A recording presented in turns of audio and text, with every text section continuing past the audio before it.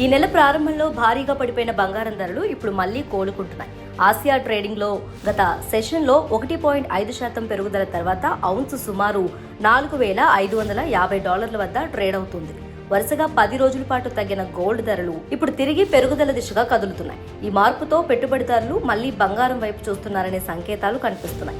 అయితే మొత్తం మార్కెట్ వాతావరణం ఇంకా అనిశ్చితంగానే ఉంది. ప్రస్తుతం గోల్డ్ ధరల కదలికకు ప్రధాన కారణం అమెరికా, ఇరాన్ మధ్య జరుగుతున్న యుద్ధం.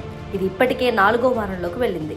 మార్కెట్లు పరస్పర విరుద్ధమైన వార్తలకు స్పందిస్తున్నాయి. యుద్ధాన్ని ముగించేందుకు అమెరికా ఇరాన్కు 15 అంశాల ప్రణాళికను పంపినట్లు తెలుస్తోంది. ఇది దౌత్యపరమైన పరిష్కారం సాధ్యమవుతుందనే ఆశలు పెంచింది. అదే సమయంలో వాల్ స్ట్రీట్ జర్నల్ ప్రకారం పశ్చిమాసియాలోకి 3,000 మంది సైనికులను పంపే అవకాశాన్ని అమెరికా పరిశీలిస్తుంది. ఈ రెండు విభిన్న సంకేతాలు మార్కెట్లో అనిశ్చితిని పెంచాయి. ఇలాంటి పరిస్థితుల్లో గోల్డ్ను సేఫ్ హెవెన్ ఎసెట్ గా భావిస్తారు. అందుకే ధరలు మళ్లీ పైకి కదులుతున్నాయి. ఈ నెల ప్రారంభంలో గోల్డ్ ధరలు సుమారు 15% వరకు పడిపోయాయి.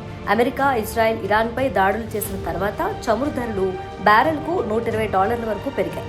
ఇరాన్ ప్రతిస్పందనగా ఖతర్, సౌదీ అరేబియా, యుఏఈ దేశాల్లోని ఇంధన మౌలిక వసతులపై దాడులు చేసింది. దీంతో ప్రపంచవ్యాప్తంగా ద్రవ్యోల్బణం భయాలు పెరిగాయి. ద్రవ్యోల్బణం పెరిగితే ఆర్థిక మార్కెట్లపై ఒత్తిడి పెరుగుతుంది. స్టాక్ మార్కెట్లు పడిపోవడంతో పెట్టుబడిదారులు సురక్షితమైన లేదా లిక్విడ్ ఎసెట్స్ వైపు వెళ్లారు. గోల్డ్ ధరలపై ప్రభావం చూపుతున్న మరో ముఖ్య అంశం వడ్డీ రేట్లు. ద్రవ్యోల్బణం పెరుగుతుందనే భయంతో సెంట్రల్ బ్యాంకులు రేట్లను ఎక్కువ కాలం పాటు పెంచి ఉంచవచ్చని అంచనా. European central bank, bank of England కనీసం 2 సార్లు రేట్లు పెంచవచ్చని భావిస్తున్నారు.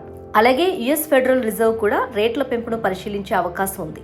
అధిక వడ్డీ రేట్లు గోల్డ్కి నెగిటివ్ అవుతాయి, ఎందుకంటే బంగారం ఎటువంటి వడ్డీ ఆదాయం ఇవ్వదు. అందుకే పెట్టుబడిదారులు ఇతర వడ్డీ ఇచ్చే ఎసెట్స్ వైపు మళ్లుతున్నారు. ఇటీవల పతనానికి మరో కారణం పెట్టుబడిదారుల అమ్మకాలు. స్టాక్ మార్కెట్లు పడిపోవడంతో చాలా మంది పెట్టుబడిదారులు నగదు కోసం గోల్డ్ను విక్రయించారు. ఇతర ఎసెట్స్లో నష్టాలను పూడ్చుకోవడానికి కూడా గోల్డ్ను అమ్మేశారు. ఈ రకమైన అమ్మకాలు తాత్కాలికంగా ధరలను తగ్గిస్తాయి. 2022 నుంచి గోల్డ్ను కేంద్ర బ్యాంకులు కొనుగోలు ప్రధాన కారణం. అయితే ఇప్పుడు ఈ మద్దతు కొంత తగ్గుతున్నట్లు కనిపిస్తుంది. కొన్ని కేంద్ర బ్యాంకులు తమ కరెన్సీలను రక్షించుకోవడానికి గోల్డ్ను విక్రయిస్తున్నాయి.